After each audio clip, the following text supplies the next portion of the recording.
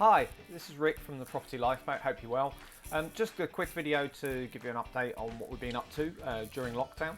Obviously, a lot of people are unsure of how businesses are supposed to act at this moment, so there's a lot of uncertainty, but we just wanted to give you an insight into what we're doing currently.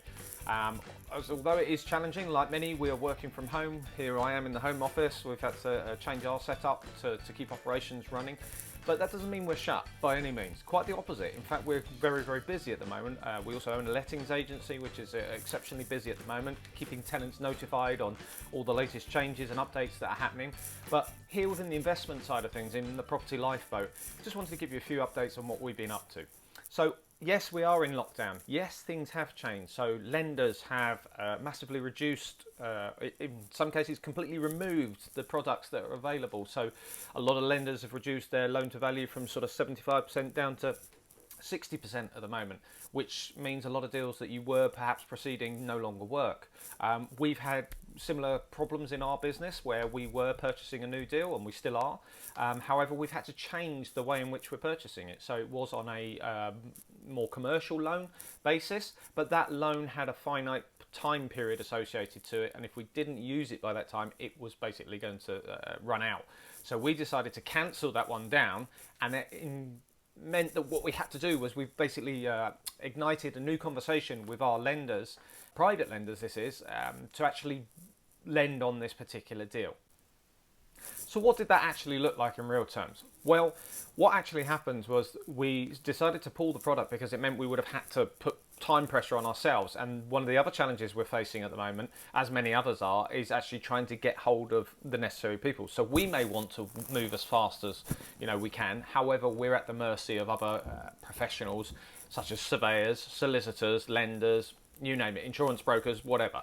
Now, we haven't been having too much of a problem with insurance brokers. They're still getting back to us very, very quickly with new quotes and estimates for new insurances to be put in place, which is great. I had one the other day where they renewed a policy very, very quickly for me in a matter of 24 hours, which was brilliant. Solicitors, split difference on this one. Some are good, some are not so good. Some are adapting their mechanisms as we all are. Some are using FaceTime and Zoom to achieve face-to-face interviews and things like this. Other solicitors are using more draconian methods, in my opinion, of good old pen and paper and still reliant on snail mail, which is just crippling timelines in some cases. So an event that could have been done by scanning a document or viewing it on a Zoom meeting, so you're physically witnessing a signature and stuff like that, which would have taken a matter of minutes, and digitally we could have sent that file back to the solicitor very, very quickly, as opposed to what they're proposing, which is two separate people getting witness signatures in separate locations on the same document. Obviously, there's lots of postal delays going from one person, the solicitor, to the first person, on to the second person, and then back to the solicitor. And that process is taking somewhere in the region of 2 to 3 weeks, as opposed to something that could be achieved in a couple of hours. So it's just working with your team of professionals to see how else you could achieve the same net result. Another example of one that we had going through this week is a remortgage. And everything was in place, survey had been done, valuation and offer had been put out, everything was fine. Lender is still lending, which is good at this moment in time, touch wood. They are still offering and honouring the loan. However, my solicitor hadn't had the local searches back from the local authority. We paid for them just before lockdown, about a week or so before lockdown, but they've given us a timeline of May the 27th. Now, to put this into perspective, we're sat here in April right now. So this was looking 7 to 8 weeks from point of purchasing. So we said, that's not good enough. How else can we do it? So our solicitor came up with the idea with our agreement to go for indemnity searches. So you can get, to indemnify against the searches. So you can get an insurance policy that just covers that little bit. If the lender is happy with that as a way forward, then that could work for you. So that's what we did in this particular case. We indemnified against the searches, which allowed us to move forward much, much quicker in a matter of days, rather than waiting 7 to 8 weeks for these local searches to come back in.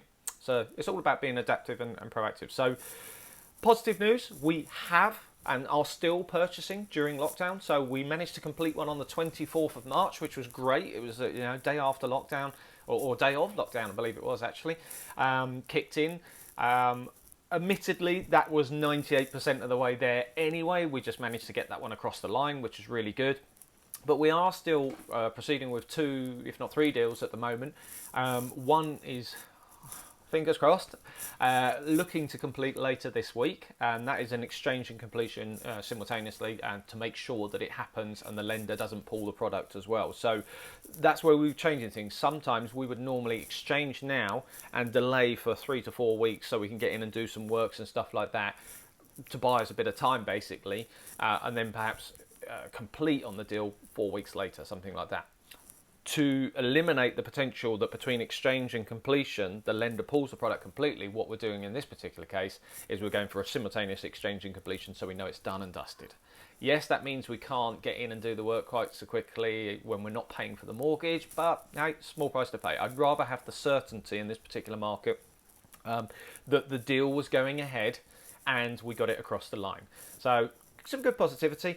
Some other ones, you know, we have got a couple of other refinances going on. I already mentioned one where the mortgage, we effectively decided to rip that up and start again, and we approached private lenders. So private lenders are very much looking for other alternatives and other options at this moment in time.